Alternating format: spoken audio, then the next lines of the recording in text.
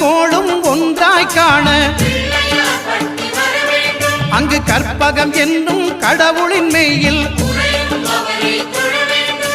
சூரியன் முதலாய் 9 கிரகமும் பலவித குணங்களை கொண்டிருக்கும் எங்கள் கற்பக தருவில் அவை வரும்போது ஒன்றாய் சேர்ந்து பலனளிக்கும்.